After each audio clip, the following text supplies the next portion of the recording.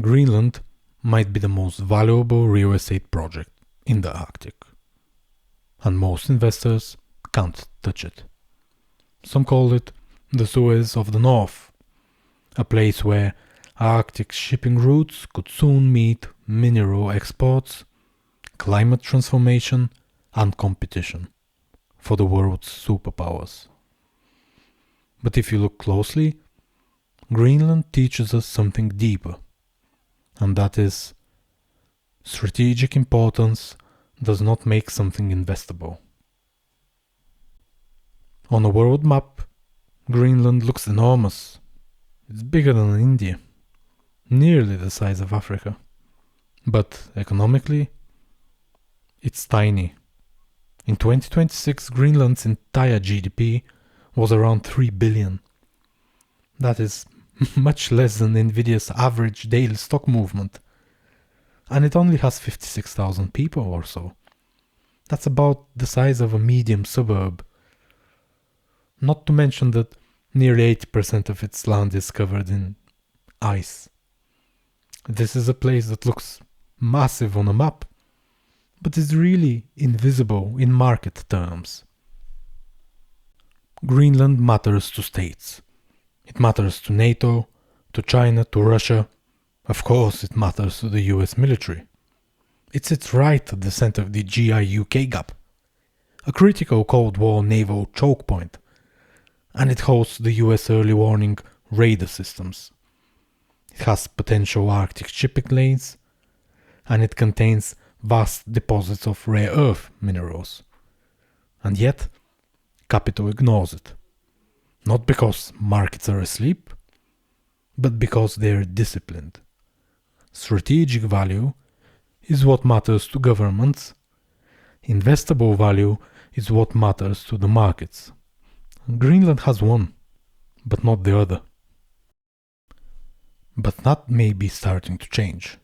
In November 2024, Greenland opened a new 2,000-meter runway in its capital, Nuuk. For the first time in history, a commercial jet could fly direct from New York or London to the Arctic capital. This is Greenland's biggest infrastructure upgrade in decades. It's the kind of thing that investors notice, because the first step in every capital story is connectivity. But context matters, and there are still no roads between towns, less than 120 kilometers of paved roads in the entire country, no railways, no deep water ports. This is not yet a functioning logistics system, it's just a first signal, nothing more. Under the ice, Greenland holds 25 out of the 34 minerals that are deemed critical by the European Union. The Kvanefjord site in southern Greenland contains one of the world's largest underdeveloped rare earth deposits. But it also contains uranium. And in 2021, Greenland banned uranium mining. That single regulation turned a multi-billion-dollar mine into a massive legal dispute.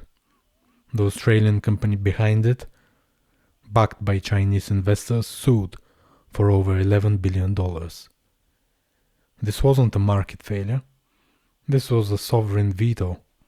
And more recently, the Tanbreeze project, a different rare earth site with no uranium, received a US letter of interest for over $100 million in financing. That's the first serious Western capital in years. But as of 2026, no large-scale mine is operating in Greenland. The resources are real. It's just that the capital hasn't arrived.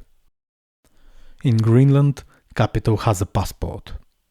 When a Chinese state-owned company offered to build Greenland's airport, Denmark blocked the deal, funded it themselves instead. When the USA realized that China was exploring rare earth mining there, they reopened the consulate in Nuuk for the first time in decades. Greenland might be autonomous, but it is not fully sovereign, and any serious capital must be approved by 3 audiences: the Greenlandic people, the Danish government, and increasingly the US State Department. Now, that's a tight funnel, especially for a place that claims to want investment. Now, let's talk about the Suez of the North. In theory, melting ice will allow ships to cross from Asia to Europe through the Arctic, saving time, fuel, and avoiding choke points like the Suez Canal. Greenland sits at the entrance to these routes. But in 2024, only about 40 vessels made the full Northwest Passage transit. For comparison, the Panama Canal handles around 35 vessels per day. There are no Arctic deepwater ports, limited search and rescue, minimal weather forecasting, poor maritime charts. Climate change might open the Arctic, but right now, these are managed expeditions, not commercial lanes. And no port investor wants to bet billions on a maybe. Markets don't move when something becomes possible. They move when something becomes accessible, repeatable, and insurable. And Greenland fails those tests. Because capital needs a few things: infrastructure, legal clarity, cash flows, and exit options. Greenland doesn't have them. Not yet, at least. And that's why capital isn't wrong for waiting. It is rational. Taiwan has infrastructure, legal order, and a talent pipeline. That is why capital is trapped there. The Netherlands have monetized a choke point, ASML's lithography machines, with government backing and industrial scale.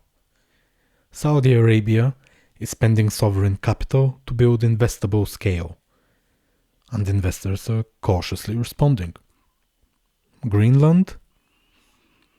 It has the raw inputs, but not the machinery, not the rule book, and definitely not the people to scale it. And the result? A place with maximum narrative and minimum exposure. Greenland might one day be a hub of rare earth mining and Arctic logistics. Its strategic value is real, but currently the capital footprint is barely visible from space. It is a place where capital dreams go to freeze. And it reminds us of a rule that we have used again and again in this series. Strategic does not mean investable.